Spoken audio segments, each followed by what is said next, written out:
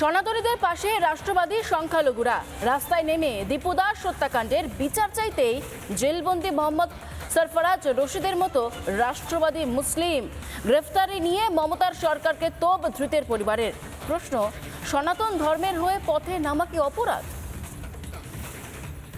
মুসলিম officer ছিল, বলছে কি ওকে টুপিওয়ালা को अरेस्ट करो। মুসলিম কেন আসছে? হিন্দু হিন্দু, আরে আমি রাষ্ট্রবাদী মুসলমান, কেন আসবো না?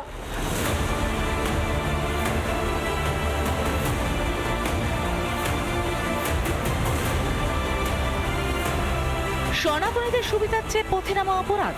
হিন্দুদের সুবিচার কি মুসলিমরা চাইতে পারে না? যত ভারতীয় আছে, ভারতীয় মুসলমান আছে, সব বিরোধ করতে হবে। কেন বিরোধ করবে না? সবাই মিলে বিরোধ করবে। जो চলছে, जो ইউনুস মদন চলছে, ওকে এটা ভালো করছে না তো। গণতন্ত্রের দেশে তো আন্দোলন করার নাগরিক অধিকার। সীমান্তের ওপারে হিন্দু নিধনের প্রতিবাদে কলকাতায় মিছিলে পা মিলিয়েছিলেন মোহাম্মদ সরফরাজ রশিদ।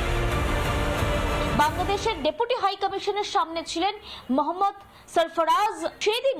সেদিন তাকে গ্রেফতার করা হয় এবং গ্রেফতার করার পর তাকে ৬টা ধারায় মামলা দেওয়া হয়। মিছিলে ছিলেন সরফরাজের দাদাও। চোখে ধুলো দিয়ে কিভাবে পুলিশ সরফরাজকে গ্রেফতার করে জানালেন তার দাদা। ওটা তো বিরোধ করছে, ওর জন্য তোকে জোর জবরদস্তি তো ওকে সরফরাজকে লেকে অ্যারেস্ট করে দিয়েছে। এটা তো ভালো করলো না। ভাইয়ের গ্রেফতারি নিয়ে চিন্তিত নন দাদা, বরং ভাইয়ের গ্রেফতারির যৌক্তিকতা নিয়ে প্রশ্ন তুলেছেন তিনি। আমি সঙ্গে ছিলাম, ও হসপিটালে অ্যাম্বুলেন্সে নিয়ে গেছে, ওর পরে ওকে হসপিটালে ওকে নিয়ে চলে গেছে, বললো কি লালবাজারে ওকে অ্যারেস্ট করে দিয়েছে। তবে কি বাংলাদেশের ইউনুসের মতোই এ বাংলায় মমতা বন্দ্যোপাধ্যায়েরও চক্ষুশূল সনাতনীরা? রাষ্ট্রবাদী মুসলমান সমাজ তারা কোনোভাবে এই ধরনের ঘটনাকে তারা মান্যতা দিতে পারে না। আমরা বলছি সারা পশ্চিমবঙ্গে যেই সমস্ত রাষ্ট্রবাদী মানসিকতার যে সমস্ত মুসলমানেরা রয়েছেন, তারাও এই বিষয়গুলো বুঝে যদি তাদের সমাজের মানুষজনকে বোঝাতে পারে, তাহলে আমাদের রাজ্যের মানুষের কল্যাণ হবে, মনুষ্যত্বের কল্যাণ হবে। মমতা বন্দ্যোপাধ্যায়ের বিভাজন কার্ডের যুদ্ধ ফ্লপ। হিন্দু সমর্থনে পথে নামছে রাষ্ট্রবাদী সংখ্যালঘুরা, আর তাতেই ঘুম উড়েছে তৃণমূল নেত্রীর। সনাতনী গর্জনের গলা টিপতেই কি ধরপাকড়ের রাজনীতি মমতার?